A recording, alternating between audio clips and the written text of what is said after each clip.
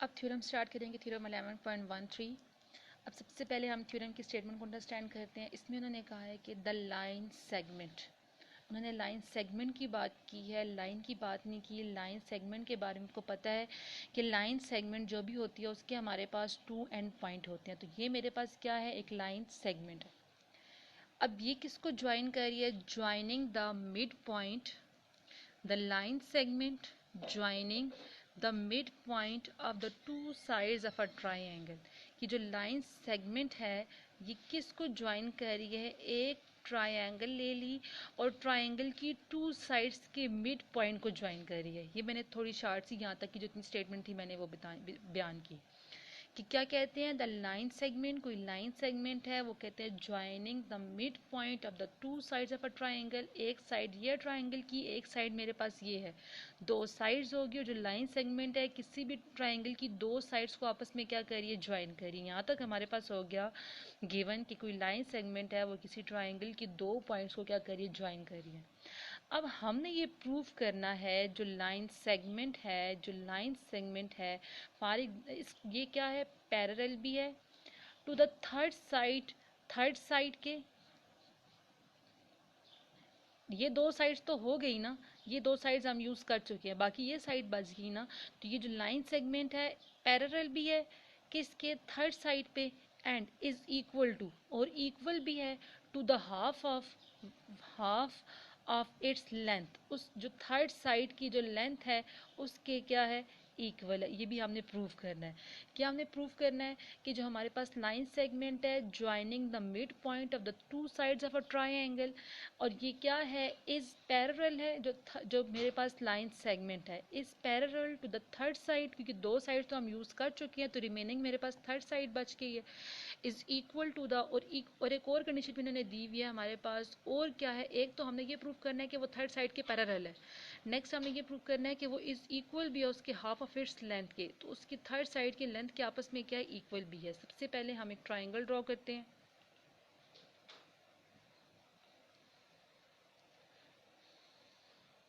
इसको हमने नाम दे दिया A B C.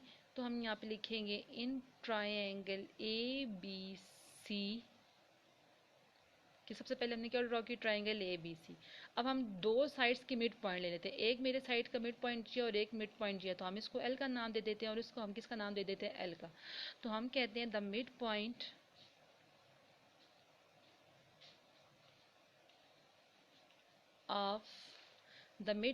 Of A B and the midpoint of A, B and A, C are L and M respectively. इसका मतलब ये होता है रिस्पेक्टिवली का कि जो फर्स्ट वाला जो ए बी का मिड पॉइंट है वो एल है और ए सी का मिड पॉइंट है एम है। फर्स्ट जो है वो फर्स्ट का और सेकंड का है। अब हमने प्रूफ क्या करना है, जो हमने एल एम लिया, फॉर एग्जांपल मैं इसको ज्वाइन कर देती हूँ।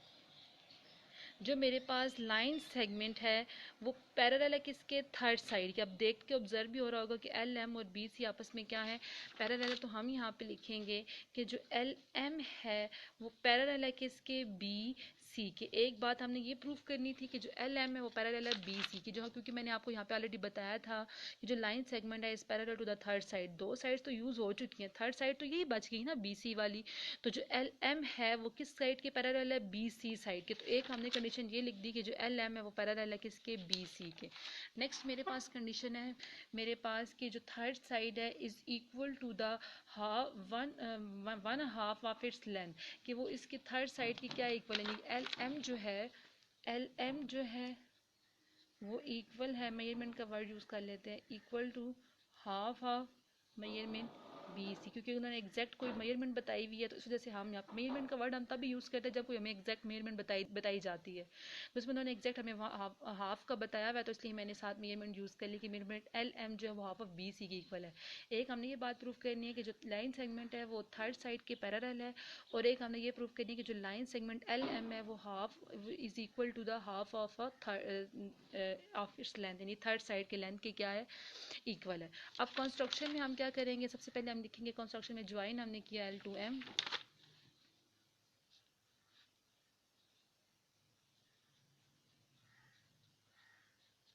और हम कंस्ट्रक्शन करने इस पे कंस्ट्रक्शन करने के लिए हम इसको थोड़ा सा आगे एक्सटेंड कर देते हैं। हमने कहा कि हमने ज्वाइन किया M2L एंड प्रोड्यूस N, और हमने इस ML को इतना एक्सटेंड किया कि हमारे पास एक पॉइंट N प्रोड्यूस हो जाए। तो ML ज्वाइन हम लिखेंगे ज्वाइन M2L एंड प्रोड्यूस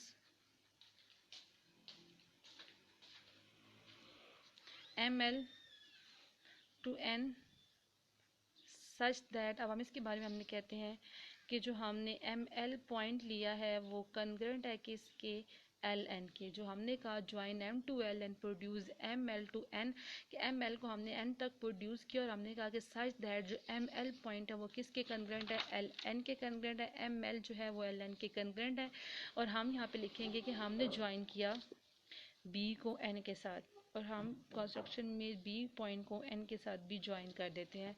हम यहाँ पे लिखेंगे join B to N and name the angles, और हम कुछ एंगल्स बना लेते हैं,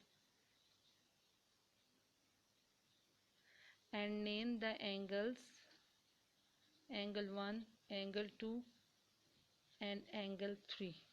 अब एंगल 1 2 3 के नेम देते हैं। यहाँ पे हम एंगल 1 दे देते हैं, यहाँ पे हम एंगल 2 दे देते हैं, और यहाँ पे हम एंगल 3 देते हैं। हमने एंगल्स के नेम भी दे दिए। ठीक है, हमने क्या किया कंस्ट्रक्शन में, ज्वाइन M2L को ज्वाइन किया और produce ML to N, ML को पॉइंट N तक प्रोड्यूस किया, सच दैट हमने लिखा जो हमने N पॉइंट लिया है वो ML और LN दोनों आपस में क्या है, कंग्रेंट है, और हमने ज्वाइन कर दिया B टू N के साथ, और उनमें एंगल्स के नेम दे दिया, एंगल 1 2 3, हम जस्ट उसको प्रूव करने के लिए।